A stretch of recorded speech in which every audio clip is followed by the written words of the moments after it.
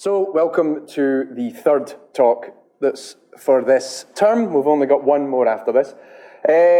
Today, this is perhaps not a surprise, but we're going to be talking about fear, with the horrendously titled Facing Your Fear. Now, as you can see, I always leave the kind of contact details up there, my Twitter handle, my email address, but also at the Patreon feed.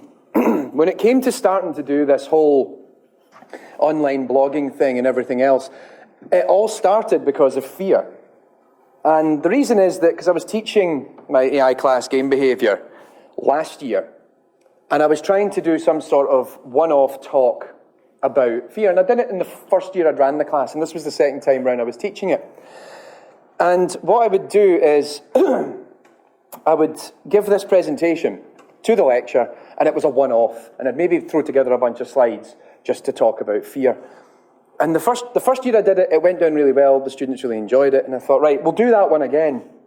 And then I realised that I seemed to be going through this whole element of prep repeatedly, because I had to go back and prep it again to make sure that this talk was going to work out. And I thought instead, well, this time, why don't I write it as a blog page on my website, because that would be really cool.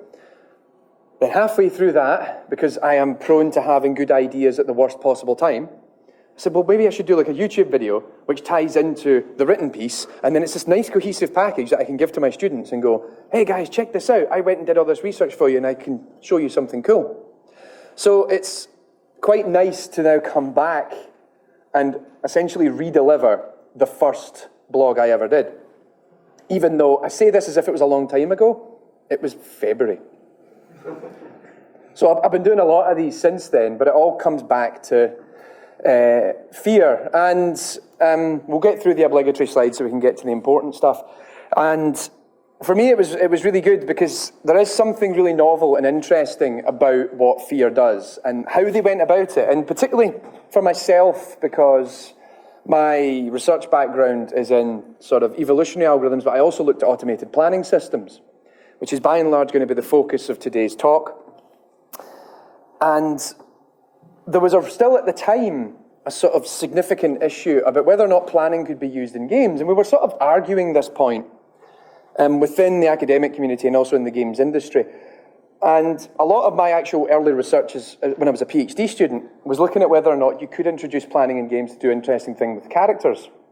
Now, the funny thing is that fear and also a number of other titles essentially answered my PhD topic while I was doing it.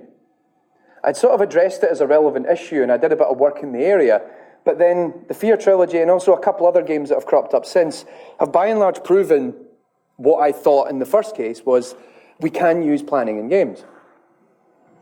So it's kind of nice to be proven right and have no involvement in it whatsoever, and also for it to happen while you're in the middle of doing your PhD to the point it almost negates the work you did. Thanks a bunch. But no, I mean, in all seriousness, it's really awesome to see. But before we get into all the hows and what have you, let's talk a little bit about the game itself. So show of hands, how many people have actually played any part of the Fear trilogy? Some of you. How many people have no idea what this is about? Good, good, good. So I've prefaced it with a rather creepy picture. It's a horror/shooter game. So I will warn you about that beforehand. The young girl who you can see in the picture is called Alma. She is actually the chief antagonist of the game, who seems to spend more time scaring the living daylights out of you than actually confronting you directly. So it's a series of first-person shooters that started back in 2005, and it's made by Monolith Productions, who'd previously worked on titles such as No One Lives Forever and Shogo, which I was actually a big fan of. Shogo was this kind of weird little first-person shooter game where you ran around inside a mech, but more like sort of the anime-style mechs. And you could jump out it, I think, also and go on foot. And there was all these little characters that would run around in the streets. Tiny little characters running trying to shoot you or trying to run away, and you're running around in your mech going, ha, ha, ha, ha, ha, bang, bang, bang, shooting them all. It was awesome. So Fear was actually received well, critically, and in a sales perspective. They did several expansions to the original Fear, until about 4 years later along came Fear 2. Now, I've actually put together the trailer from Fear 2, as well as F.E.A.R. 1 in here, just to give you a feel for what the game's like, and also how it's matured a little bit over time. The interesting thing is it's the only one with a subtitle, because you might not know this, even if you are a fan of the game, that originally it wasn't going to be called F.E.A.R. 2, because Monolith, and I think it was Warner Brothers Games, who are the producers, were having a bit of a tiff over the IP rights, who actually owned the rights to the name F.E.A.R. So when Monolith decided that they were going to go ahead and work on the sequel to the game, they said, we're making the sequel, and it's going to be a continuation of the story, even though we don't own the rights. And they asked the fans to help give a name to the game, and it was voted as Project Origin, which is actually a reference to the kind of screwed up science experiment which takes place in the first game. So when they actually, they kind of solved their differences and they were allowed to use the F.E.A.R. title, they then gave it the subtitle Project Origin. Lastly, F.E.A.R. 3, which released in 2011. It does say it was developed by Day One Studios, and that is the case. However, it was overseen by Monolith, given it was sort of their baby and they wanted to see it to its completion. Sadly, I've never actually played the third one. I've played one, I've finished both 1 and 2. I haven't got round to playing 3 yet. It's on that, you know how it is. You've got that list of Steam games, and you go, I'm going to play them at some point. And then all that happens is they get caught under more Steam games. So I think there's like several like part 3s in series that I've never got round to playing. F.E.A.R. 3, Mass Effect 3, Dead Space 3, BioShock Infinite, which is, I guess, the third one in the series. There seems to be a recurring pattern, actually. I should probably sort that out. But anyway, let's focus more on the talk itself. It's been hailed largely for its use of non-player character AI and the techniques that it uses behind it. And subsequently, while F.E.A.R. has maybe not been as big as many other shooters in that genre, it's actually had a bigger impact on a lot of other games in that genre than many other, and that's driven largely by its AI systems. So, I'm going to play the trailer for first F.E.A.R. 1, which is not the best of quality because it's backdated from 2005, and then we'll have the trailer from F.E.A.R. 2, just to give you an idea of what it looks like in a more modern context. I will warn you, it does get a little bit creepy, so try not to scare the living daylights out of each other while it's playing.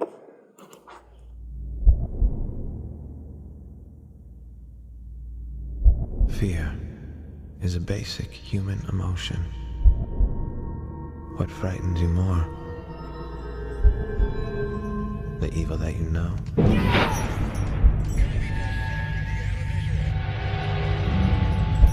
Or the evil that you don't know?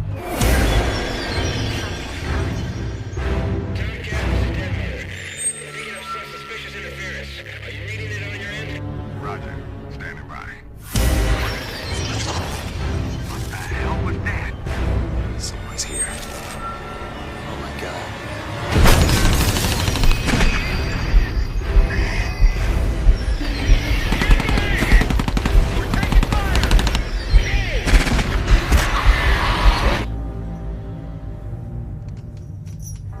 Do you know the true meaning of fear? This game has not yet been rated. The scariest part, we don't know what rating it's going to be. Right, and let's just get straight in and we'll show the other trailer.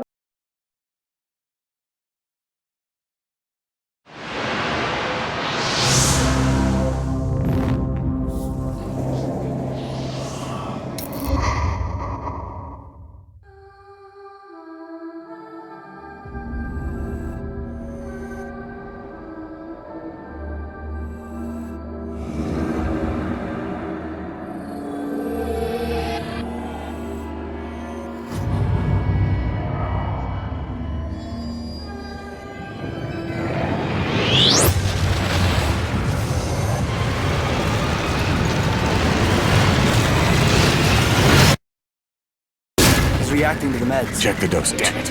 Grab the crash cart. Just get it done. You'll feel a little pinch. Now.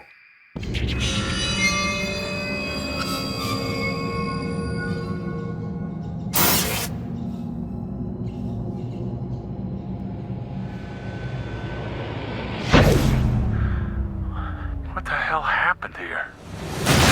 Take him out!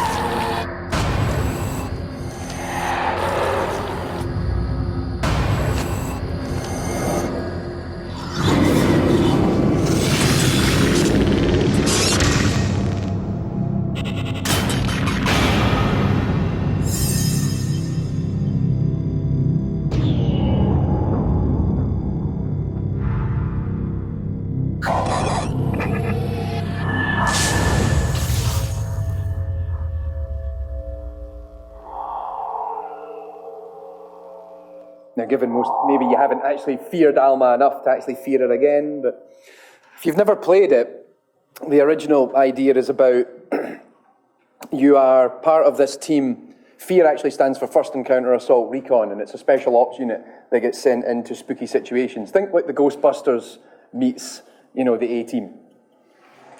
Sort of. I think that's a great example, actually. I'm going to keep that for something else. And you get sent in after it's a military experiment that's gone awry. And in the first game, it's about a character called Paxton Fettel, who's now taken control of an army of soldiers that can be controlled using psychic commands.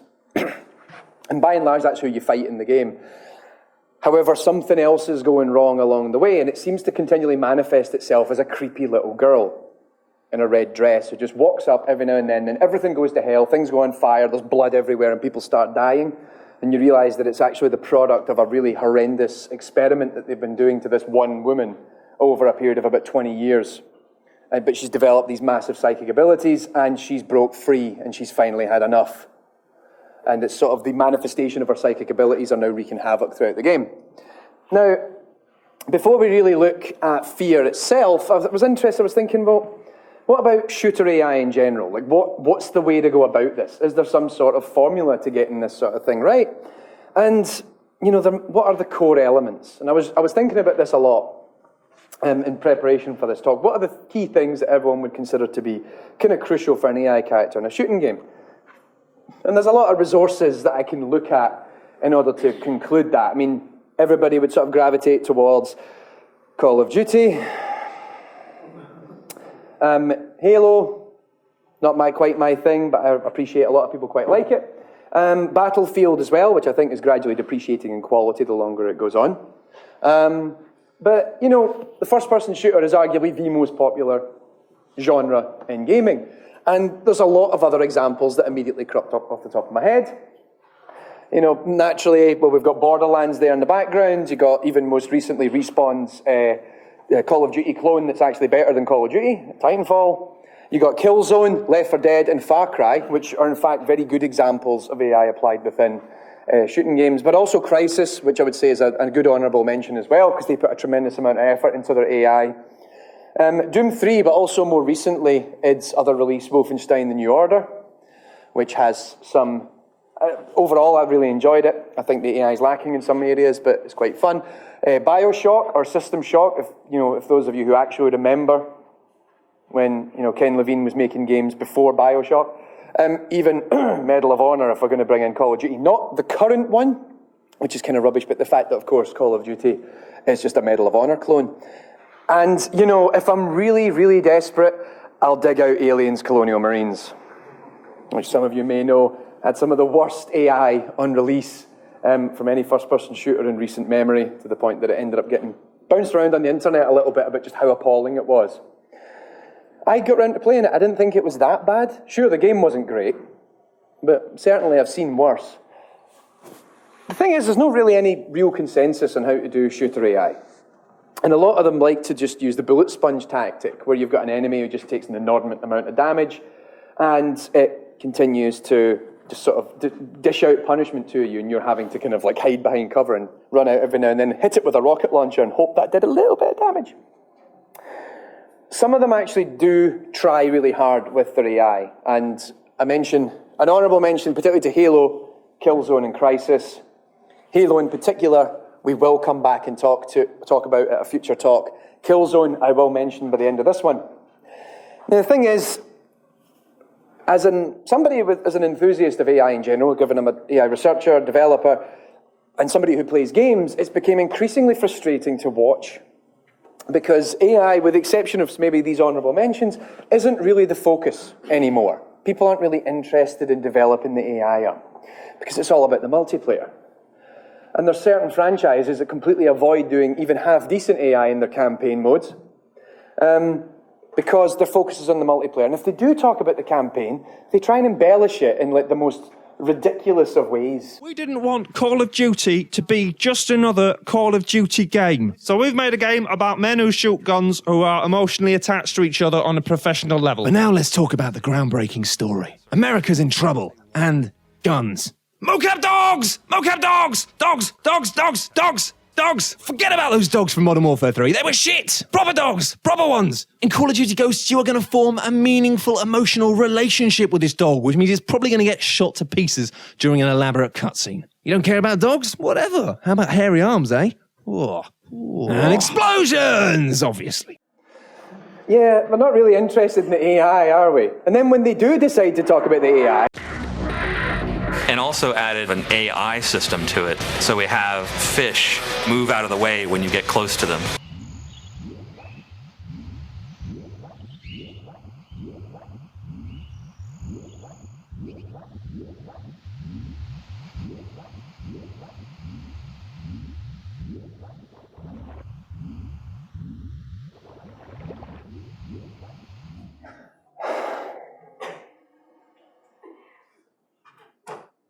Call of Duty Ghosts wasn't even that good anyway.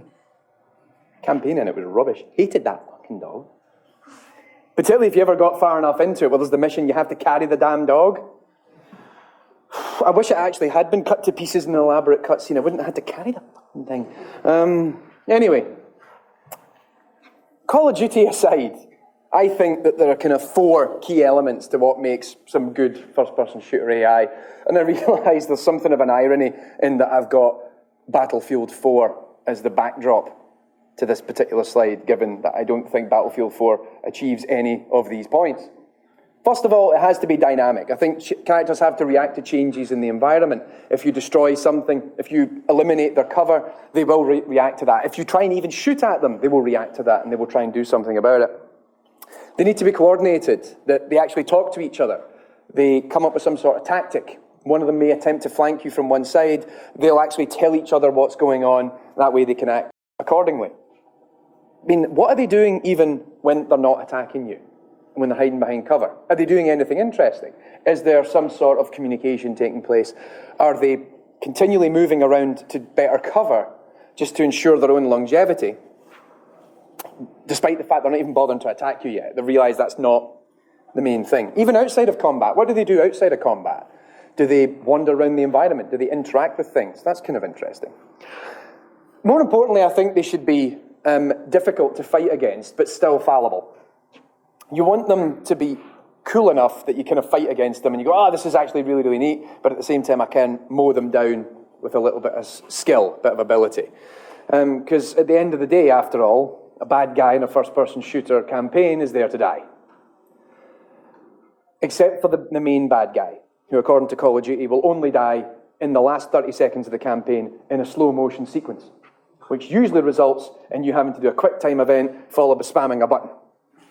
In every other series, you just shoot them. Sorry, I spent some of the weekend playing Advanced Warfare. So, I think that F.E.A.R. actually achieves all of this, and I wanted to talk a little bit about how Monolith pulled it off. And it brought a couple of innovations to the scene, and I talked already a bit about planning, and that is actually one of the big things that introduced. But the notion of building dynamic goals and allowing characters to have their own goals in real time and then acting accordingly.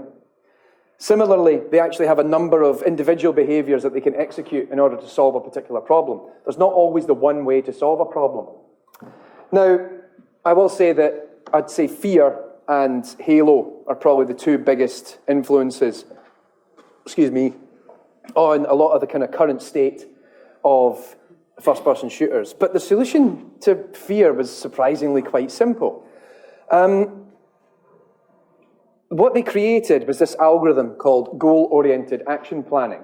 And this has been quite heavily documented by Jeff Orkin, who was one of the lead developers on F.E.A.R. at the time. He subsequently went off and completed his PhD at MIT after the completion of F.E.A.R.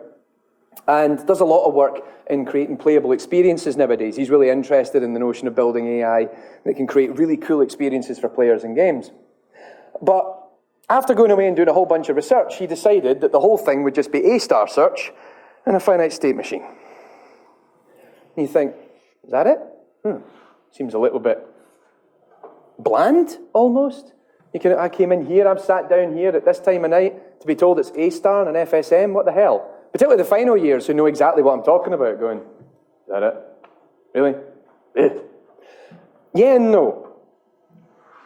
What you're about to see is actually a little bit hard to process the first time you see it, because they did a lot of really smart design in building both the FSM and the A-star search. And I'm going to focus more on the FSM and how that works.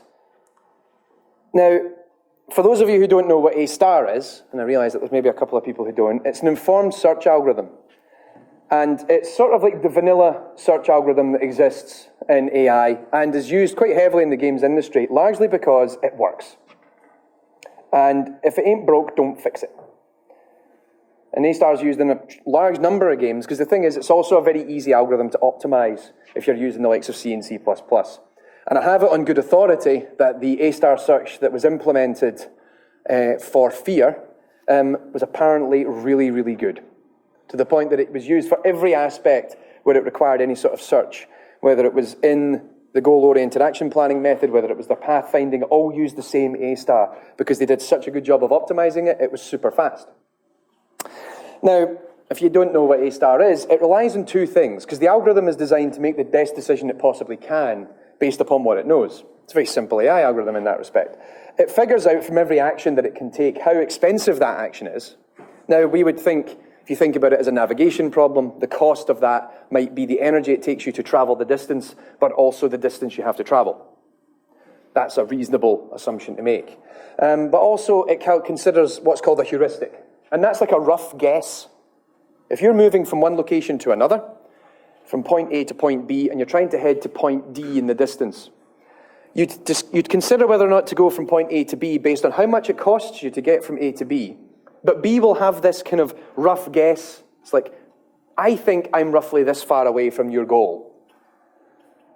And that's what the heuristic's doing. It's going, I think roughly about that far away. And that's a kind of, that rule of thumb is enough to kind of help spur the algorithm along and get it close to the goal, provided it underestimates where it is.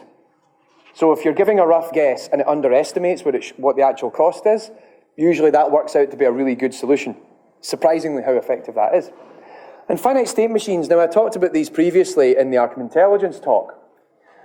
Very simple enough, a symbolic representation of computation within a system. You have this series of states, and in a state you can be doing something while you're in it, and you wait inside that state until a particular event occurs and you transition over to another state. Now, when I was talking about this in the Arc of Intelligence talk, I was having to infer a lot of what I was thinking about. Like, how did they actually do this? How was it built? And I came up with some ideas of what it looked like.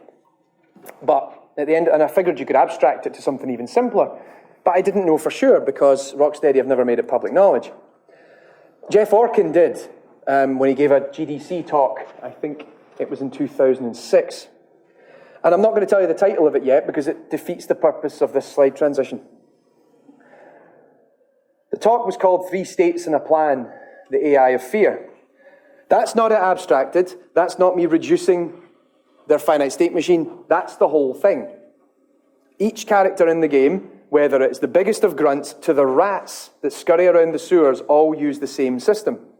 And that is it. 3 simple states. One that tells it to go to a location, one to play an animation, and one to use a smart object. Now, a smart object would usually be a node that was attached somewhere in the level to something of interest, like a table or a chair, or it might be like a filing cabinet. It can also be things like barrels. So anything that you could interact with was considered a smart object.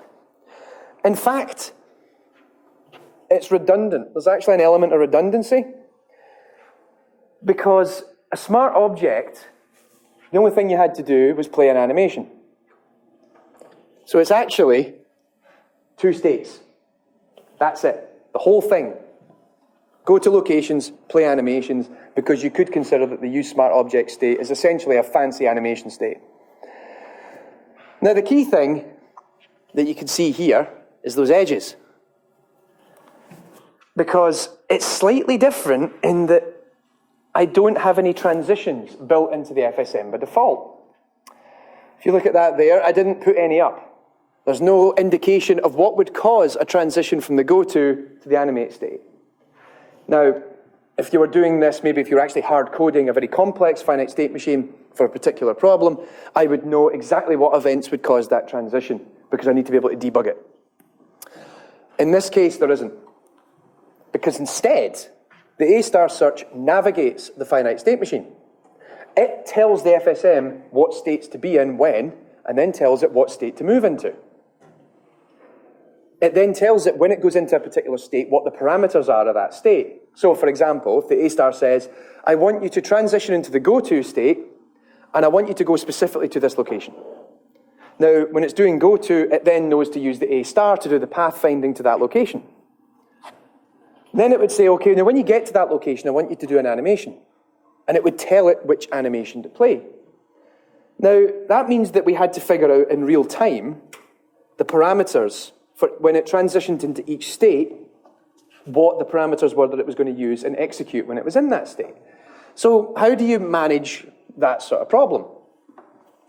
And what we need to do is model the current state of the world.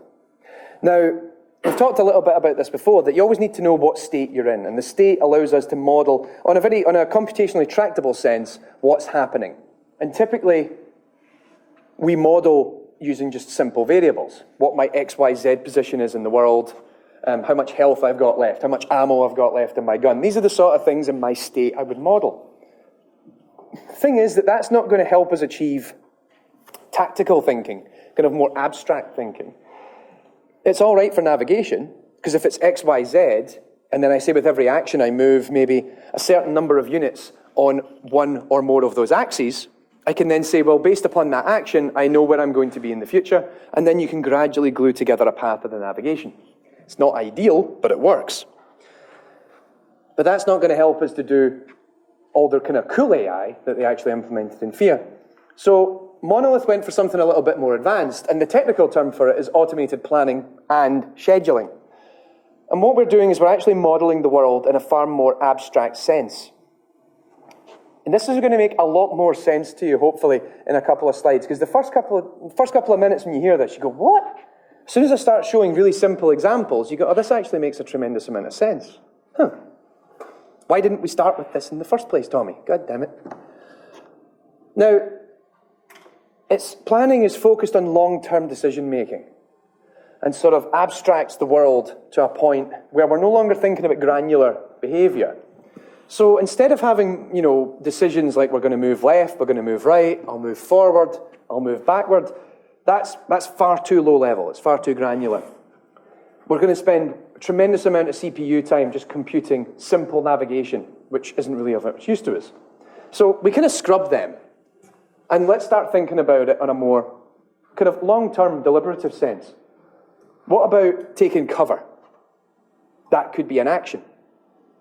Taking cover, but the thing is that taking cover is a little bit more complex because we're having to think about whether or not a piece of cover is accessible, whether or not it's near to us. Can I then move towards that piece of cover? Move into a particular location. Now, I'm not even thinking about the path finding that's involved in that. I'm just saying I want to move to that location, but I don't want to think about it in the sense of an XYZ coordinate.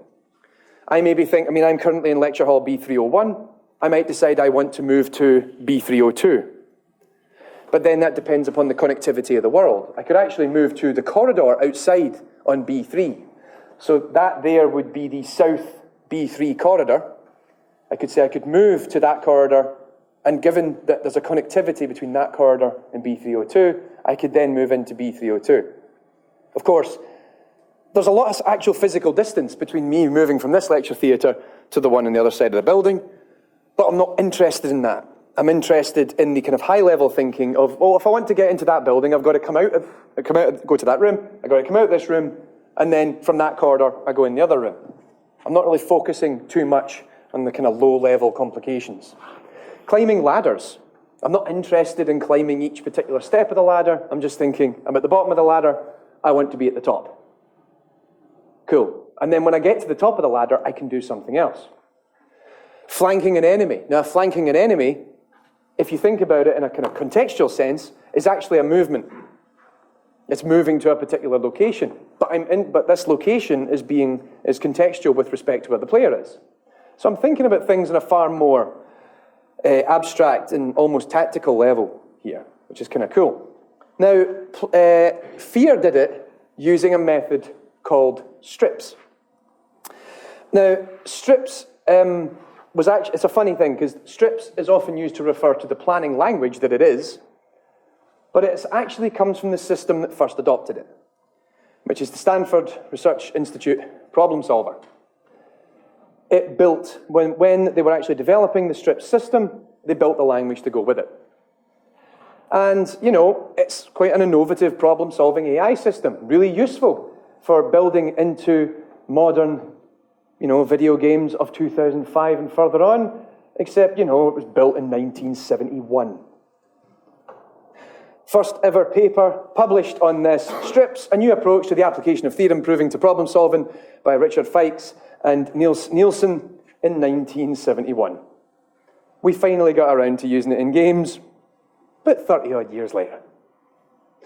So this all kind of comes back to the earlier point I was making, that we've been talking for a while about planning in games would be kind of cool, because we've been able to do planning now for over 40 years. But it's only been in games for less than a decade. So it's kind of interesting that this is why it was such a big deal, in that this is the first significant effort by someone to put a planning system into a game, and it actually worked. And the strips, this is actually the simplest strips example I could think of to show off in a room. What we do is we use a set theoretic logic, where I'm actually expressing everything in English. And what we do is we actually have variables that tell me a little bit about what's going on. Now this has broken up the problem. This is the simplest of problems I could think of. It's on the top we actually have the problem, and on the bottom we have the domain model that we have, to be fair. So the initial state, which is the starting state of this problem, tells me everything I need to know. I'm at some location A. And I know that there's another location B, which is adjacent to location A. My goal is to get from A to B. So that doesn't sound too hard, right? All I've got to do is find a way to get from A to B. And I've already told you that they're next to each other. If you think about A is here, and B is there, all I've got to do is make one step to my left, and I'm in the adjacent location. So, excuse me. In order to do that, we provide actions. And actions tell us this is the only way you can change the state of the world. And there's one action, and it's called move. By God. That makes a lot of sense, doesn't it? Now, move allows me to move between two locations, X and Y. Now, every action that you have in a planning problem has two key components. The preconditions, which are the facts that have to be true before I try and do the action, and the postconditions, which is what are the facts that will be true after I've completed the action. So the preconditions of moving from X to Y make a tremendous amount of sense. One, I have to be in X, because what's the point in trying to move from somewhere I'm not actually in? That's kind of deep, actually. I move, but I'm not really there. But also that the two locations are adjacent to one another. I mean, this is like trying to say, I want to leave this room and go to another room on the other side of the campus. Well, they're not physically next to each other, and last time I checked, I can't teleport. I did check. It hurt a little bit. So that makes sense. Okay, fair enough. If I want to move from here to that hallway, okay, so those two locations are next to each other. Now, I don't have to worry about the physical space. It doesn't matter that the corridor is quite small, and it's, 30, 40 feet in that direction, and that this is one massive lecture theatre. It doesn't matter. All we know is there's a connectivity between these two locations. There is an adjacency between that corridor and this room. And then the postconditions are, once you've completed the action, it means that you're no longer in the location you were in, and you're now at the location you were going to. That makes sense, right? Not that hard. Now, the thing is, we can then model far more complex problem spaces in English. And that's really cool. Now, Strips isn't the only one that does this. In fact, Strips has been sort of been replaced, by and large, within the automated planning community by something called PDDL, which is the Planning Domain Description Language. And PDDL, I would argue, is a lot more flexible and more interesting as a language, because we get to do a lot more in terms of temporal effects and looking at fluence and actually being able to carry information between, so carrying like certain numeric values. So I always know how much ammo I've got left. And then I can actually do an action of like filling up my ammo. As I do this, there may be like a gradual increase of the amount of ammo I've got at a certain number of rounds per second, because I'm kind of picking up ammo and stuffing it into a bag. And it tells me then that this is how much ammo you're gaining per second. It takes X amount of seconds to fill the bag. So this is what more expressive programming, like planning languages do, but strips is more than sufficient for this type of problem. And in fact, the team at Monolith, if I recall correctly, did actually introduce fluence into their build of strips. So what they needed was to have a series of goals and actions that their characters could have. And so this is actually taken directly out of one of their editors that they built for building their AI systems. And you can see that the AI goals, are quite interesting. They can guard, kill enemies, dodge, go to cover, or try and ambush someone. Similarly, their actions can be a range. And there's a lot of different things that they're doing here. Idle, go into attack, going to a particular location, dodging to a cover, blind fire from cover. And all of these require like maybe multiple animations taking place at once. But we're no longer thinking on the granular level. We're able to think more tactically. And this is where particularly the characters in the game can get far more interesting. So what they would do is they would craft each potential action they were going to use in the strips language. Now, the strips actions, so what we saw there is, here's all the actions that you can achieve. Blind fire from cover, going to nodes, melee attacks. Thing is that these all required you to use the FSM. So going to node would require you to use the go-to state of the FSM. In fact, everything else required the animation state or using the smart object state. So what it's doing is the planning system is telling it on what it would do is it would actually figure out what a plan is that it wants to achieve. And I'll talk about why it actually picks its plans in a little bit. And it says, right, I want to go behind cover. There's a table over there. I want to flip the table over, use it as cover. But when you do that, I want you to move towards that location and just spray from the hip against the player just to keep them preoccupied. That actually results in 3 different states being used in that finite state machine. So it would start by saying you need to go to that location. So it would actually get to a certain point. Now the thing is, it could be going to one particular location, maybe behind cover, and then it says, right, now when you go from there to there, run the hip fire animation. So it would then be firing at you as it ran across. Then it says, okay, you've finished that action. The next action in the plan is to flip the table over. And that was actually the use smart object. Now flipping the table requires you to use a particular animation, which is all done within that state. So it goes, okay, it flips the table over, and then it goes into cover. So every action that it has tells it what state it needs to be into and what parameters it requires in order to do it. But the thing is, we are not considering it as play animation of jumping behind cover. We're modeling it as an action which just says, get to cover. So we get to think, when we're debugging it, it actually makes life a lot easier because you're only thinking about it in a kind of tactical sense than anything else. So while we look at it at first and go, oh, it's just 3 states in a finite state machine, that's not particularly exciting. What's really cool is that that's not the intelligent part of the system. The intelligent part comes from realizing it needs to come up with a plan and planning towards that, and then it actually executes that plan from within that finite state machine. So in some respects, it's actually really, really cool. And the search process of how to navigate through this state transition system, where we're taking the strips actions and going, okay, I'm in this state, I apply that strips action, I end up in this state, and then I apply that strips action, I end up in this state, oh, and that's the goal I want to be in. That search process is done by the A* search. So with a bit of strips modeling, an A* and a finite state machine they pretty much reinvented first-person shooter AI, with the exception of Halo, because Halo was also doing its own cool thing elsewhere. The other cool thing that I actually really liked about this is that it allowed them to decouple the behaviors from individual characters. Because they decided, well, what if I want a certain character to be able to do certain actions, but I don't want it to be able to do others? Because that these were unique strips, domain files that were being built for each type of character, they'd simply add or remove them whenever they wanted. But all of them were reliant upon exactly the same system. So the rats that you see in some of the warehouse levels and in the sewer, which is by and large in the opening hour or so of the game,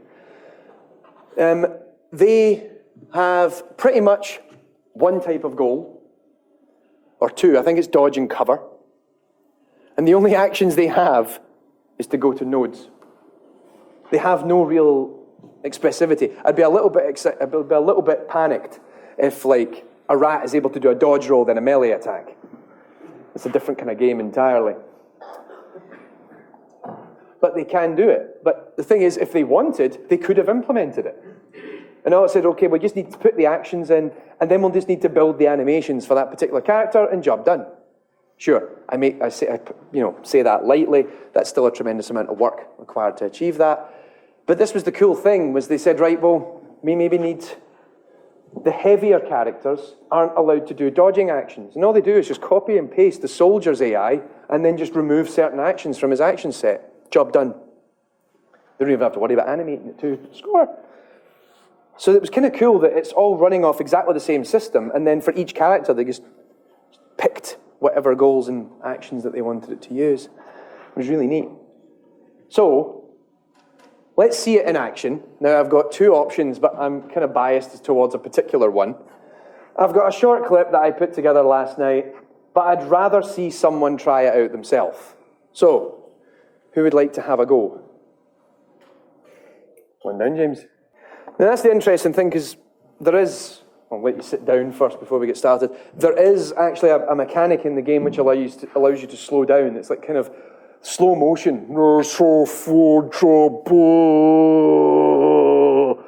which I think is actually there in place to help make the AI a little bit easier. It seems out of place. I think maybe everyone would just been sitting watching The Matrix a bit too much. And we're like, yeah, man, that's what I want in my game. But I've saved it at a particular point, so if you can survive this part, feel free to then move through the level towards the next part, because there's one or two soldier incursions in the remainder of this chapter. But bearing all this in mind, what we'll do is we'll have a little look and see what it's actually doing. And of course, I hope you do well, but at the same time, I'm more interested in watching the AI kick your ass. So you're about to walk in to an area where there's several AI patrolling. So just be careful. There's one already, he'll be round the corner, but he should have his back to you. Okay, there's one guy there. There's another guy outside patrolling. Now, what's the way to do this? Went for the melee. Good start. Now, they're going to start looking for you soon.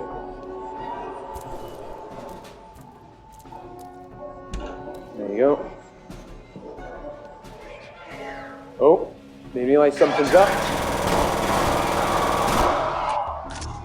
Nicely done. Notice how he yelled. He actually told everybody where you are. Before he died, of course. Snuck up on you pretty quickly there. Fortunately, you were doing well. Even then, you can see in the bottom corner, I've kept the subtitles on, that they're communicating with each other. They're asking them to check in, and then if one of them sees you, he tells everybody else where you are. I think you're in the green. I don't think there's... Oh, no. One left. He's looking for you. He's waiting. Where is he? Ooh. Where'd he go? Damn it! The hunt is on indeed. Now this is the bit that always creeps me out the most, is when they disappear. Because I know they're somewhere, They actually start instigating patrolling patterns. But I haven't really talked about how that happens yet. I'll start telling you shortly. Let's see if you can make a break for it. Just leave them alone and we'll just head off somewhere else. Unless you're determined to kill it. Area secure? I don't think so, mate.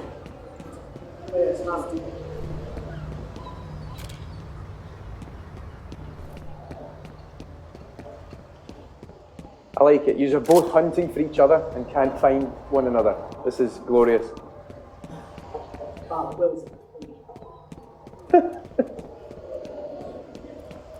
This is like a dream demo.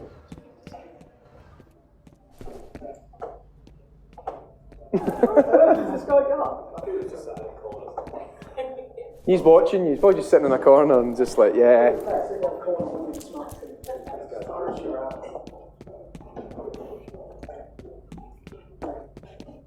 Tell you what, make a break for it. If he's not going to come around, you should just head to the next location. Yeah. All right. This is where he jumps out and shoots me back.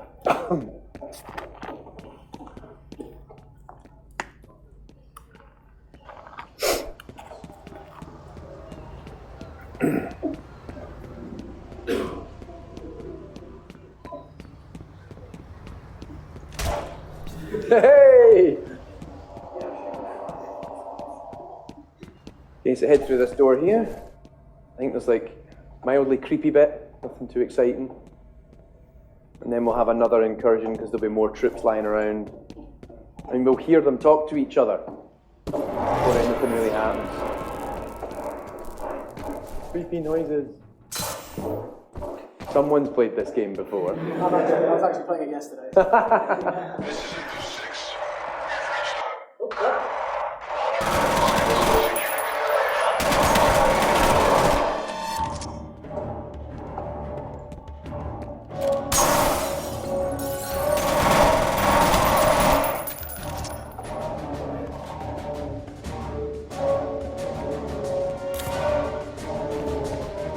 Have you been preparing, hoping upon hope, that I would ask you to play?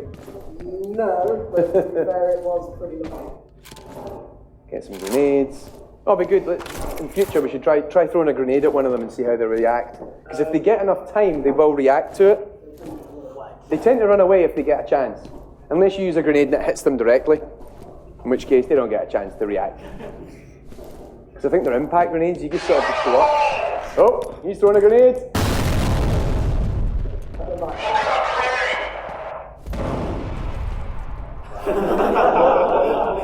Ooh.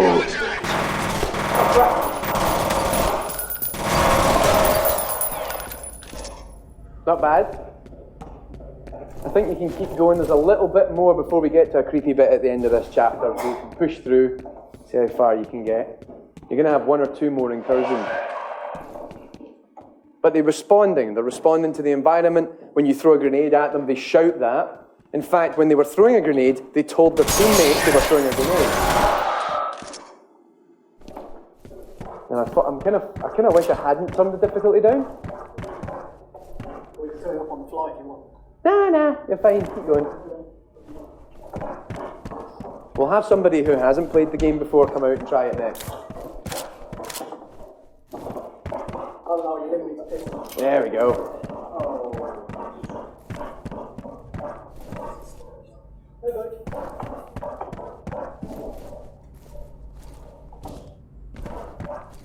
So we've kind of got a bit of a reprieve at the moment, but they are responding to what's happening around them. They're actually communicating with one another in order to execute certain types of actions.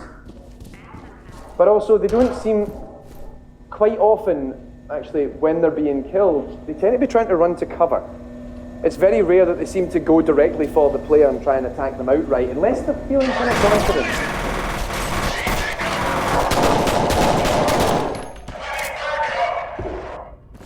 He's even now responding to the fact that he's kind of doomed. He's a bit hell. It's harsh.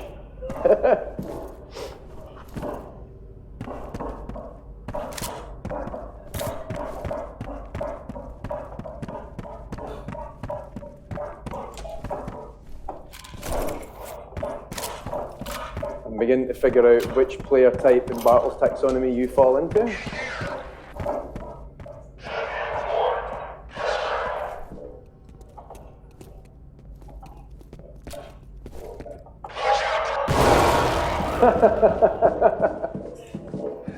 Sure, he didn't have enough a chance to, save himself, but at least he tried to acknowledge the fact that what was happening around them. And they probably did start trying to move to some safe area within the local proximity of the grenade. Of course, no real chance of actually achieving that. I'm kind of grateful we showed your footage, because if I remember right in my video, I got a headshot with a grenade on one of them. You watch out, grip! It was glorious.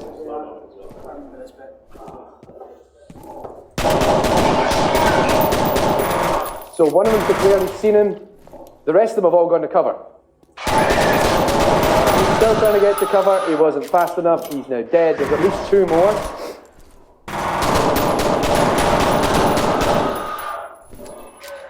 I just realised I've got the same screen as Killzone 1. Oh, there's more than...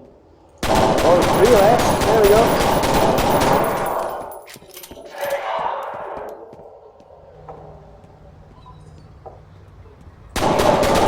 So every couple of seconds or so, they're replanning. They're figuring out what their goal is. I'm going to talk about the goals in a minute. And then they're coming up with a series of actions to try and find a way out of a particular problem. But in this case, they are no might, no chance for the might of the player. Awesome. Shall we get to see some creepy stuff, and then we'll finish off this chapter.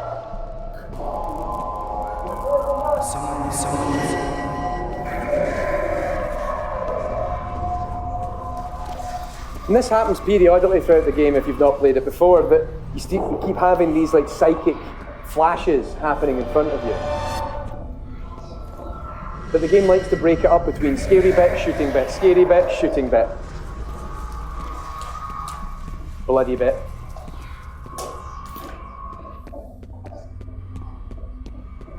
Is someone there?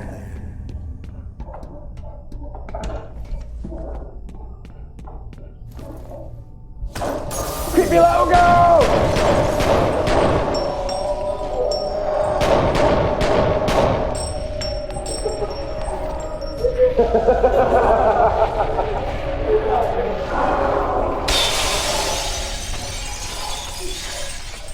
Sweet. Thank you very much. Give him a round of applause. I think that was well done. So that was a nice mix of, one, we got to actually see the AI reacting to what was happening during play, but also that still at the end of the day they're quite beatable, but at least they're interesting. And I think that if you go back to what I said at the start of the talk, I think that they achieve all of these points, that they are dynamic, they're responding to the player and his actions. We heard this when they're yelling that there's a grenade incoming. They try to get to cover, 9 times out of 10 they don't. They'll also tell each other to go into cover, which is kind of tying into the second point, that they're coordinated. They're actually listening to each other, which is really cool.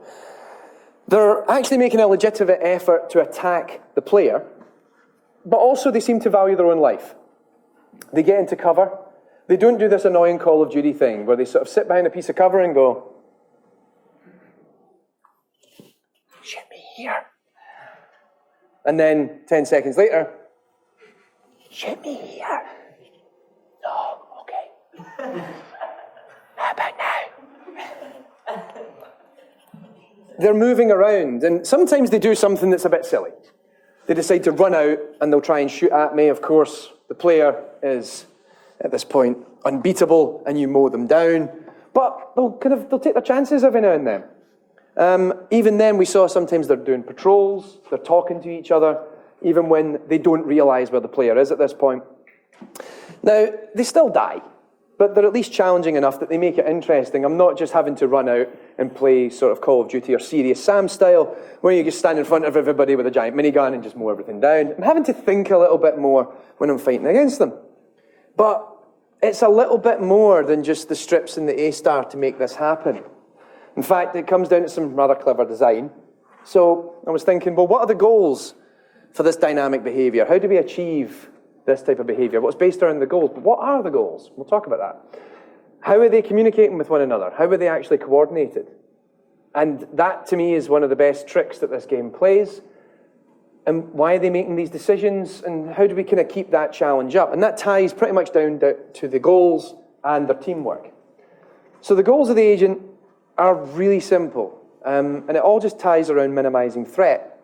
Now, it's a really interesting point to make, is to minimize threat rather than to kill the player, because you'd think they're the same thing, but they're not. Because you would think, oh, well, it's a bad guy in a game, so his job is just to kill the player. Well, no, these characters like to minimize the threat presented to them. And that means they can do a variety of different actions. And some of these could involve trying to kill the player, but a lot of the time it doesn't. So we could think about attacking the player, so I could try and shoot from behind cover, I could try blind fire, I can try throwing grenades, I can melee attack. Other times, my actions actually might be, well, let's just try and get to cover. I could either run to the cover, maybe take a shot at the player as I'm doing it. I could dive behind cover, jump through a window. They'll maybe try and jump away from a grenade because they recognize that a grenade is there. And just watch out for any other random events that might hurt you. Sometimes there's environmental things that you can do to kill them. They might be aware of these, they might not. So that is pretty much the whole thing that builds the planning system. It just goes, right, minimize your threat at this given point. They will then try and figure out a plan to do so. And they realize, well, actually, the best way to minimize my threat right now, because I'm standing in front of the player has got his sights right on my head, this is not good. I'm going to take a pot shot at him, but I'm going to be running to cover while I do it. So it makes a plan to run to the nearest piece of cover, but fires at the player as it's doing it. It's now behind cover. Its threat's been minimized, but not removed overall. The only way to remove the threat entirely is to kill the player. So in time, it will then go, okay, it's now no longer that big a threat to me to attack him from behind cover. So I'll try and pop out and take a shot. Meanwhile, we could have some teamwork going on where as I'm attacking him, there's a character flanking around the side. So, getting to this point, how do squads work as teams? And this is, to me, one of my favorite things about how the AI in this game works. It doesn't work together at all. And you might be thinking, well, hang on a minute. How do they not know? I mean, they don't know what each other's doing. Eh? What? But we saw them responding to what each other's doing. They don't talk to each other either. But we saw them talking to each other. We saw them responding to the fact that they're talking to each other. One of them tells them a grenade's coming in. He tries to respond to that fact. One of them tells the other one to get to cover. He then goes into cover. What we didn't see, but you can see in the game if you play it, is they'll tell him to flank. And they will flank accordingly. He goes flank left, and he will then flank to the left of the player, and then you've got to kind of respond to that going, oh shit, he's about to flank me. You pull round to the other side and kill that guy while you've still got a spare chance. But none of that is actually done by teamwork. But the illusion of teamwork still exists. And this is without a doubt my favorite thing. They're all actually working together, but none of them realize they do it. Because they don't know anything else about what's going on in the world, with the exception of pretty much themselves. And probably the player. That's about it. They don't really pay attention to the fact that there's other characters in the environment. So it does this really easily because the NPCs are managed into squads. And there's a squad coordinator that manages each of these squads. Now the squads, the enrollment on a squad is based largely on proximity. If you're near a bunch of other characters, you're now part of that squad. And the squad manager will assign goals to that team based upon what's happening around them. The squad manager knows what's happening around them, and it will provide any of the information that they need. But it doesn't tell one particular NPC in that squad what somebody else in that squad is doing. So they have their own goals that they can assign themselves, but a squad system will tell them what goals they should be trying to achieve. And there's certain actions that are attached to those certain types of goals. And that's when they start to do what looks like tactical squad-based behavior, but none of them realize they're doing it. And the interesting thing as well is that while the squad system will tell them what to do, it doesn't override their base instincts.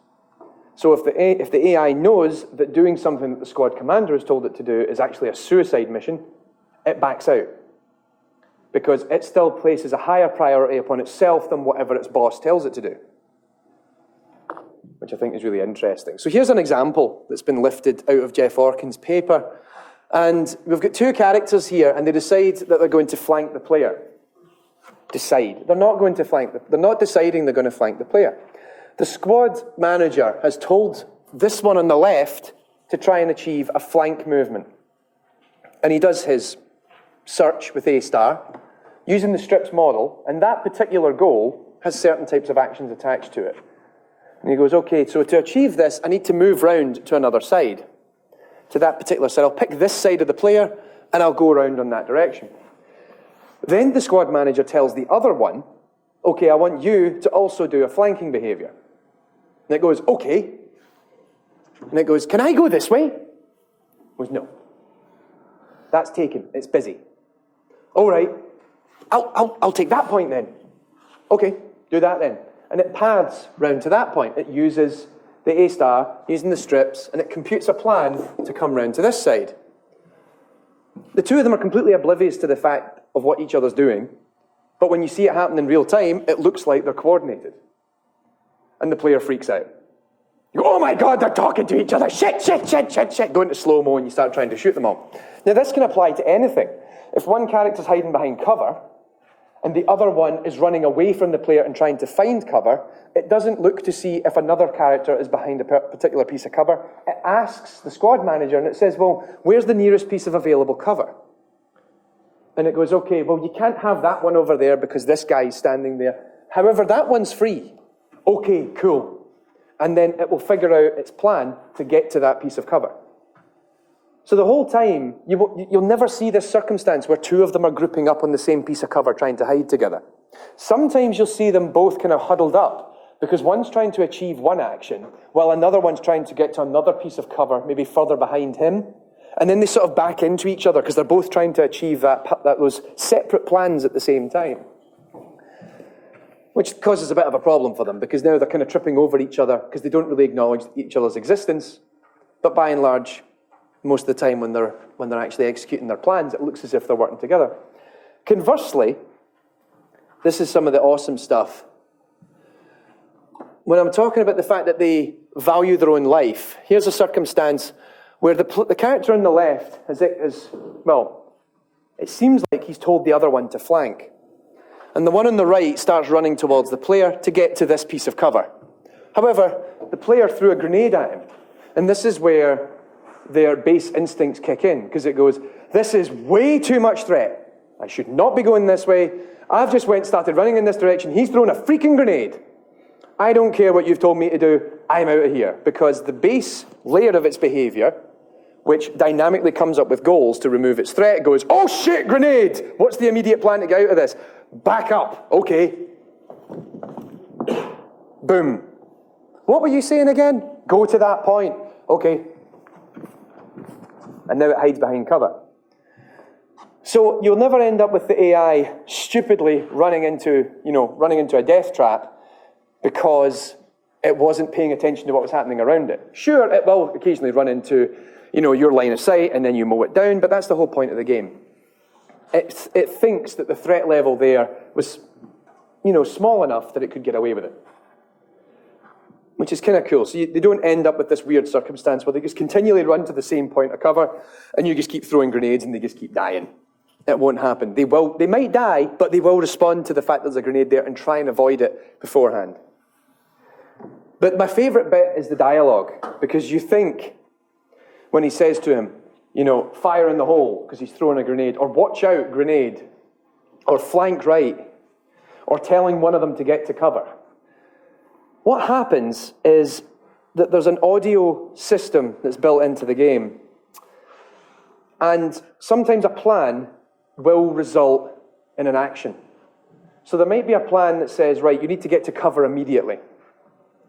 Because you've just recognized that the player is there. Your dynamic goal system kicked in and went, oh shit, player! Starts planning in its head. Get to cover now. So it comes up with a plan. That plan might, depending on the number of other characters in the room, say, oh yeah, and don't forget, play this bit of audio. Because there's other people there. But it doesn't tell it that, it just goes, play the audio. But the squad manager goes, yeah, because there's other people here. You don't know that, but I know that. So play the audio, that way it looks as if you're talking to your friends. So when the player comes out and it goes, You know, contact, take cover, and it runs behind cover, and then you see everybody else run to cover, you go, oh, they're adapting. Damn it. But also things like when one of them tells the other one to flank. He's not telling the other one to flank, because the decision to flank was made by the guy who's going to flank anyway. You think it's the other guy telling him, right, go flank him. What's happened is the guy on this side, who's going to flank anyway, said, I'm going to flank. I've decided my plan is to flank the player. I will now execute that plan. And the squad manager goes, whoa, whoa, whoa, whoa, whoa, whoa. You're going to flank. Okay, right. We need to play that little bit of dialogue when you do that action that tells you to flank. Okay. So it tells the system to play the audio. And he starts the flank movement. But what's happening is that when it says, you know, when the audio system's kicking in to say, right, play that piece of dialogue, it picks any other character within proximity of him other than him who's actually executing the action. So the guy that's on the other side then says the line of dialogue. So as a result of his planning, he's came up with the dialogue for somebody else to say. But when it's executed in real time, you think one of them has told the other one to do something and then he has acted accordingly. First time you see it, I thought it was absolutely amazing. It's like, oh my God, they're talking to each other, they're communicating. And then you read the paper and go, oh. You get a little bit upset. At the same time, I think it's really, really cool. Because, well, unless you're listening to this talk, or you've read the paper, or you've read my blog post on it, if you're just somebody who's playing the game, you don't really know why that happened, you just know it's cool. Oh, that was really awesome. It's like they're talking to each other and then he reacts to it accordingly. That's epic. I'm kind of ruining all this by you turning up to these talks because you go, I now know how it works. It's not as cool now. Because all he's doing is he's decided that he should say it. He's saying he figured out what the dialogue is and he told the other guy to go say it. That's not cool anymore. That's a bit boring. Nah, I think it's awesome. Well, you must think it's awesome, otherwise you wouldn't be here. It's a terrible pun. It's a terrible pun, I admit. But with that, we're pretty much finished with this talk. Does someone else want to have another go? We'll crank the difficulty up a little bit. So, same scenario again. Get your bearings first, try not to make everybody sick. It's a little sensitive for you. Okay, round 2. Let's try doing it a bit differently. No? Are we feeling good? It's, I think it's control? Shift. There we go.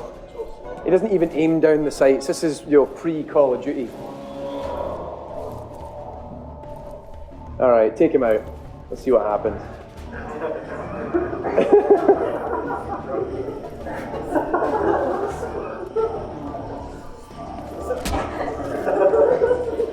I gotta applaud that. I'm actually still quite impressed you got that far. So let's see how long it takes before somebody realizes. We might be lucky and they don't even realize he's down. Uh-oh. No, they figured it out. Because the squad manager at this point has told it that one of its characters is down and you need to go and find out. And it tells them they should go and patrol the location near the body.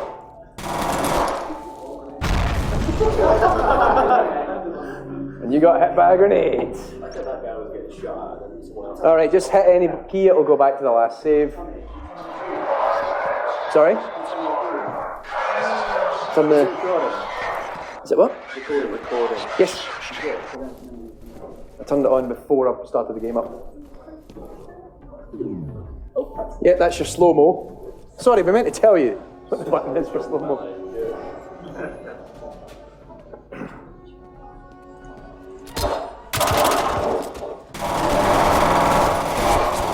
R to reload. Zed's your health pack. You've got 2 of them. But you've still got plenty of health right now. Stop humping the crate. They're coming for you. The AI's coming. We don't know where it is.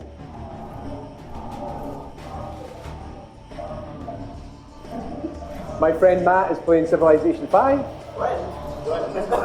Yes, I know, friend's a bit of a loose term. Sorry, Matt.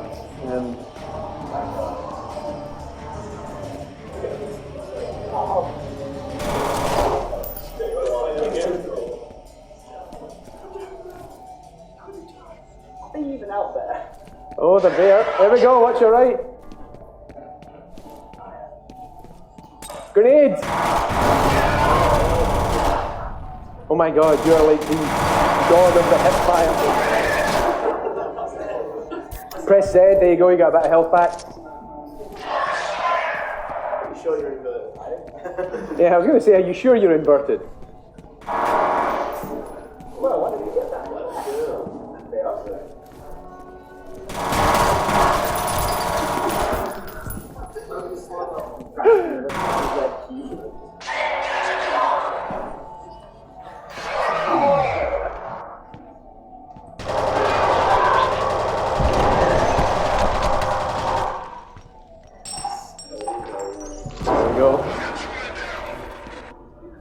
Squad managers recognise that there's only 2 characters left. It decides to play an animation to actually declare that to the player. So how many times are they saying something that just sounds like they're talking to each other, but it's there to give you information? They're going to cover. They're throwing grenades. There's only 2 of them left. They can see you. So we can hear them talking to each other about something that's already happened in the game, but that's just there to kind of add to the experience and what have you. Okay, here we go. Round 3. 2 down. This is going a lot better so far. I think messing around with the mouse controls has helped. I'd watch that right. I think they're going to come through the doorway on the right. Not because I've played this sequence too many times or anything. They're patrolling. Here we go. He's getting to cover. Now he's behind cover. He's trying to take an opportunity at the player. He thinks his threat's minimised. Sounds like either him or more have turned up. Player is down. Again.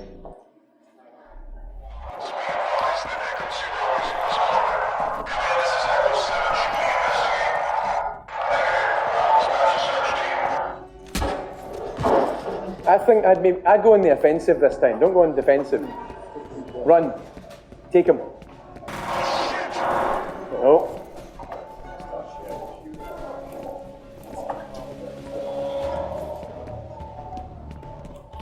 So once again, they're patrolling. They're looking for you. They don't know exactly where you are. They might have a rough inclination. They're going to converge on that body. But now one of them's seen you. They all know where you are. Because the squad manager will tell them where to go. Continually planning, continually reacting to what's happening in the world around them. Holy crap, what was that? Someone just shoot through the window. You gotta be careful, because sometimes not only will they jump through windows, they'll throw grenades through windows, because they know they can do that. Come on, you're doing well this time. Nearly done.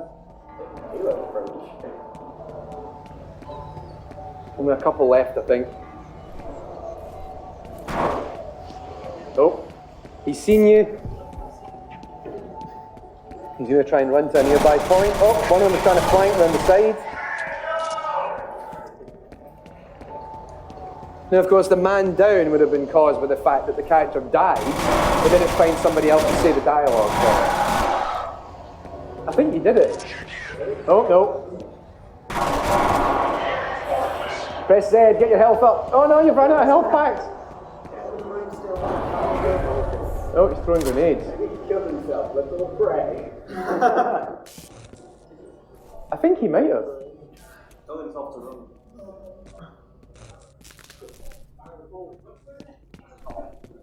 There's a health pack on that table. Press F to pick it up. There you go, and then hit Z, there you go.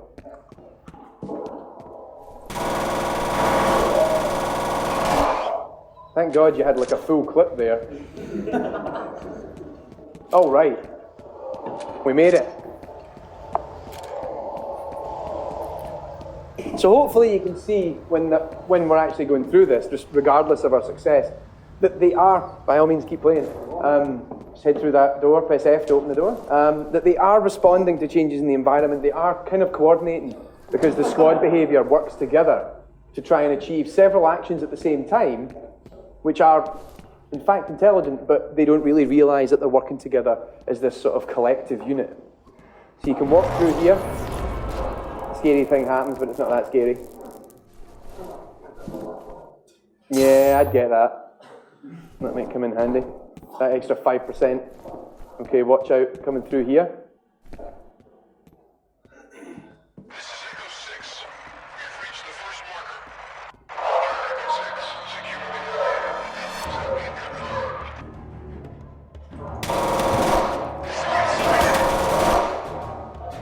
I don't think he's dead.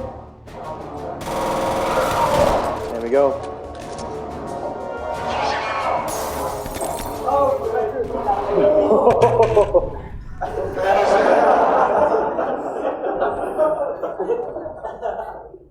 Brad, stop messaging on it won't record that.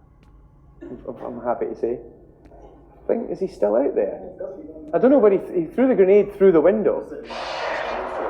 Oh, no, he's still there. There's a window to your right on the other side of that crate. I think that's where he's hiding out. That's where he is.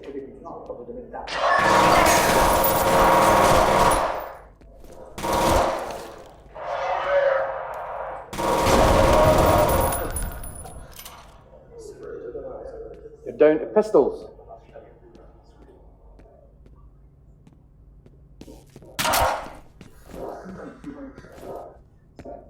Hang on, there's some armor back there. There we go, grab the armor. Med kit, there you go. I think there's also grenades on the table if I remember right.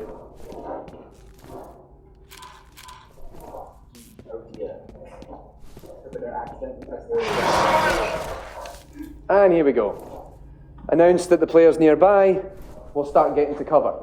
Then, if they're feeling lucky, if their threat has been minimized enough, they'll try and push up.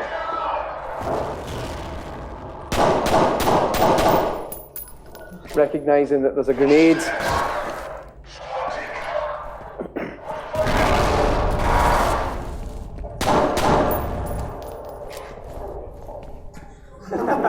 Oh, you got one, all right.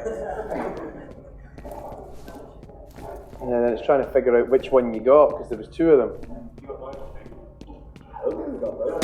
Nope.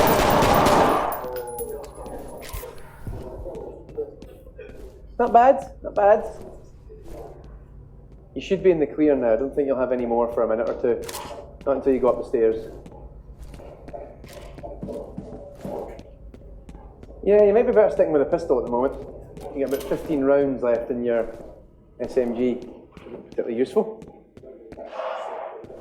Oh, somebody knows you're about. Now, when that happens, this could just be a trigger coming from a squad manager telling it, oh, there's a player nearby, play an animation, which has a sound effect attached to it. Now, they might start patrolling, they might just stand still and just guard a particular location. It's really down to whatever they're supposed to do. So he started patrolling.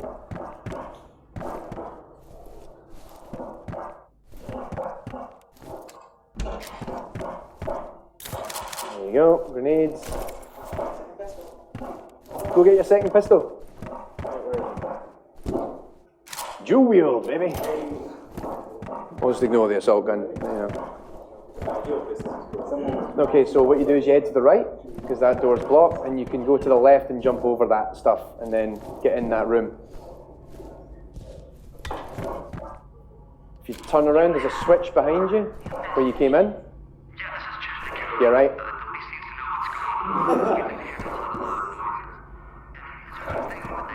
No, turn around. Right there. There you go. Yay! Now that's going to move that across, so you can then run. You can jump back across to where you came from, and then use that to jump over. You need to go back to where you started. Don't try and jump it there. That's not going to work. Oh, that's what you're waiting for. He's trying to get to cover. There we go. So he made an effort. He realized that the player was on him and said, right, I need to resolve this. The best thing to do was to get to cover. And there was cover. You can see that crate right there. That's what he was aiming for, because he figured that that was more safe than being at the crate in front of him. I think we got one last major fight before the end. You can do it! I think there's armor in that room. Behind you, there you go. They can open doors, you know. They're like velociraptors. They figured out how to open doors.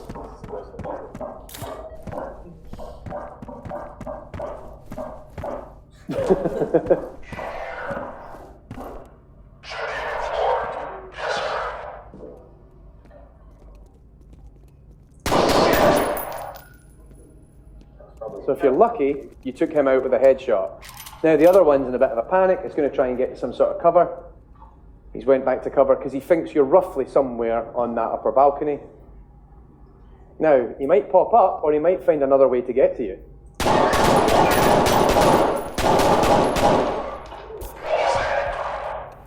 What was that?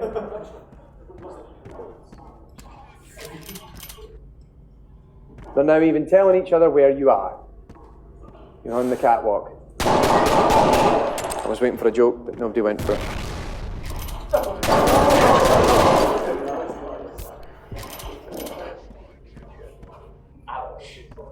Okay, I think you're good.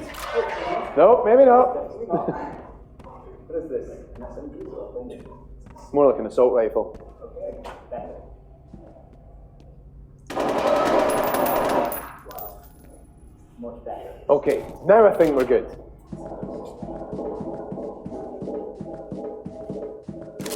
Now the interesting thing is that the characters, this was actually explained in a paper that was only just published in the last few months by a researcher, a planning researcher, Eric Jacopin, who I had the pleasure of meeting when I was at Ada to discuss his work.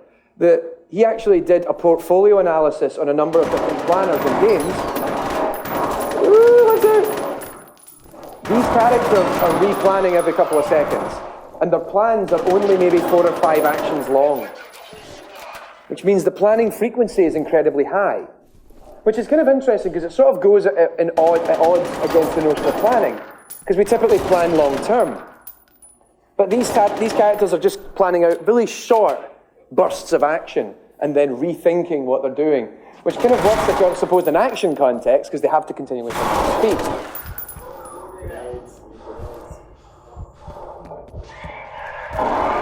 Ooh. Watch out, there he is. So yeah, like I was saying, Eric Jacopin had actually done a bit of work looking at a number of planning systems that have been adopted in AAA games, because he turned up at Ada, and I'd read his work recently because he actually did a video discussing it with Alex Champandard on AIGameDev.com. And I listened to the video and I thought, this is fantastic work. It's so cool to see somebody's actually done this. And I dragged him aside for a drink. I said to him I was really, really interested. And in fact, he'd seen the blog post that I'd written on this and said, oh, this is a really nice piece of work. So it was great to actually meet him and talk to him about it. And he said to me, it took him a long time to actually get this body of work done. This whole portfolio took him a couple of years, because he's been dogging game developers for ages, just hounding them, going, please give me your source code. No. Please give me your source code.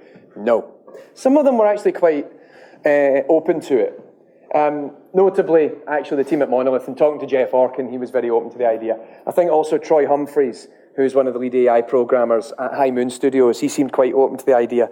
Talking with Gorilla for Killzone, I think, took him a little bit more effort. He is actually looking at some more modern games, and it sounds like that'll be something that's going to take another couple of years once he's finally, worn them down, and they just agree, okay, fine, we'll give you the source code if you just leave us alone. But yeah, he had a look at how the F.E.A.R planner works, and there's some really weird things. So first of all, like I said, it plans very short plans, and it replans very frequently. So it works in the context that this is an action game, so they have to be fast on their feet. But it's also kind of weird because they don't think particularly long term. They don't strategize in the long term. And when you compare it to some other games that have now adopted planning, their plan lengths can be significantly larger. I think the largest plan length that F.E.A.R was coming up with was only about 5 or 6 actions. On average, it was less than 3. But because they were doing it so frequently, it sort of negated that issue. The other problem was that they're actually hitting the planner quite hard because of this frequency in which they're replanning. There was also another interesting point. Remember how I said earlier that the rats use the same AI system as the other soldiers? Well, the non-player characters in the game continue to replan regardless of their proximity to the player. So the rats that you met in the opening 20 seconds are still replanning when you're 2 miles away on the other side of the map. They didn't realize this at the time, and it wasn't until Eric had done this kind of analysis of the planning system, he said, there's this weird overhead that's happening all the time while you're running. Even when none of your soldiers are planning, because all your soldiers are dead, there's this weird overhead. What is this? And he realized it's because there's about 50 rats that you passed by on the way through the map. And those rats, which, like I said, can be on the other side of the level, are still planning. I'm going to go over here, and then I'm going to go over here, and then I'm going to go over here, and then I'm going to go back over here again, and then I'm going to go over here, and then I'm going to go over here, while this whole massive battle is taking place on the other side of the map between you 10 soldiers and a big heavy guy with a massive machine gun, and the rats are still just planning around everywhere. 10, 20, 30 rats all planning at once. And so, yeah, this was this there was always this baseline of performance, and that was being caused because the rats were still on. And the best thing is that Monolith didn't even know. And he told them, and they're like, what? They went back, and they're like, oh my God, yeah, the rats are still planning all the time. We never thought to turn it off, because they never noticed it was actually taking up any real amount of resource from the planning system. And apparently that's because they did such a good job of optimizing their A*, as Eric described. And so this kind of, Eric's look at this work is sort of tied into what I would consider to be the legacy of F.E.A.R. and its impact upon first-person shooter AI. Because the goal-oriented action planning system, GOAP, was not only used for F.E.A.R. 2 and 3, we know it was also used in Stalker, it was used in Condemned, it was used in Just Cause 2, the first of the High Moon Studios Transformer games, or the Cybertron series, as it were, War for Cybertron, and even more recently in Deus Ex Human Revolution. The same system, the same concept has then been applied in a whole bunch of different games because it works, and it actually works really, really well. But beyond that, GOAP was quite important, but it helped reinforce a point that, like I said, Strips has been around since the early 1970s. We're finally seeing that planning can be used in games, and it can be used really well. So, a number of people had used GOAP already, and then started looking at alternatives. Now, Guerrilla, I think, are probably the first team to do this on Killzone 2 and subsequently Killzone 3, when they transitioned to a different type of planning system. And I've also written a blog on my site, which I might come back to in a talk at some point, because it's really interesting that the Transformers series, there's 2 games in particular developed by High Moon, Transformers War for Cybertron and subsequently The Fall of Cybertron. War for Cybertron uses the GOAP system, but they realized that it was actually it had its limitations. There was also some significant issues they were having, but that's not so much down to the method, but rather the context in which they were applying it. That GOAP was only really built for games in the manner of F.E.A.R., whereas Transformers is a different type of action game, and it required a lot more effort. They were having to really hit that planner a lot, largely due to the number of characters on screen at once. And it took a bit of a performance hit. And what they were looking at, Troy Humphreys at High Moon Studios said, let's do something a bit different. And they looked into what they'd done with Killzone, which is called HTN planning, or hierarchical task network planning. And what we do is, instead of looking at what we did there with Strips, we had each individual action. HTN planning requires you to build task networks. And it's sort of like how you think about things in your head. You think, I need to go to university in the morning. To get to university, I need to get out of bed. I may or may not need to grab a shower. I may or may not need to grab breakfast, depending on certain prerequisites that exist. I then need to walk to the university and get to my class, and I have achieved that particular thing I had in mind. That is how a task network is built. So the task networks are built in 2 ways. You either have primitive tasks and compound tasks. And a primitive task is essentially a Strips action. A compound task is several Strips actions glued together to do something more intelligent. And that also that makes a tremendous amount of sense, particularly when you're thinking about it on a behavior-based level, because you say, well, I want it to achieve a certain type of behavior. In F.E.A.R, it's building behaviors more as a result of its search process. And it says, okay, I'm going to run over here, I'm going to do a bit of blind fire, I'm then going to get into this cover. Okay, that's resolved that problem. But there was like 10 other ways it could have done that, and some of them maybe aren't the smartest way to do it. In task network planning, you say, well, if you want to go to cover, here is pretty much the 4 or 5 different ways you can do it based upon certain information in the world. If certain prerequisites exist, you will also execute this action along the way. So if I don't know exactly where the player is, the action could just be running to cover and hiding behind the cover. But it might say, well, go to the cover, but if you actually know where he is, also stop and take a pot shot at him and then continue on to cover. So we model things even more abstractly than we already have. And that's worked to great effect. The interesting thing is both Killzone, I think it was Killzone 3 and Transformers Fall of Cybertron were also assessed in Eric Jacopin's work. And it's interesting to see that their performance is quite different. Notably, their plans they're generating are a lot longer. I think the record is owned by Transformers. Their sniper classes can execute plans of up to like 30 actions. And this means that the planning overhead is a lot lower because they don't have to replan as frequently because they've actually got a long-term plan of attack that they're trying to execute. So it's been a big deal, and it's actually helped shape a lot of things. And we see that right now, there's I'd say that there's really 3 big competitors in sort of the game AI field. You've got, I'd say the GOAP system still has its, it still has its supporters and people still use it. People now look at HTN planning, and there's also the likes of behavior trees, which I'll talk about in the Halo talk. Because it's interesting how they are all very much related, but all do the exact same thing slightly differently from one another. But they're achieving these long-term, kind of more abstract, kind of tactical decision-making. And with that, that is the end of this talk. I hope everybody's enjoyed it.